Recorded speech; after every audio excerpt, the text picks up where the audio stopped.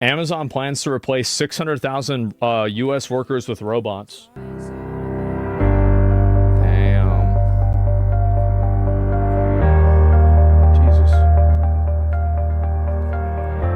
It's begun.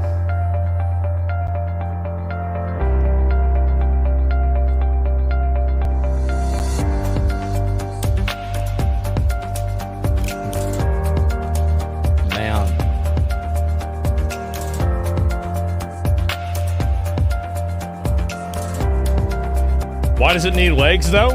Roombas against humanity, exactly. The end is nigh. That's right. We're about to replace people. There's not going to be any more people anymore. We're going to delete them.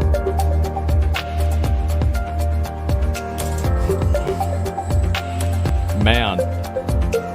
I think this is obviously where things are going, right?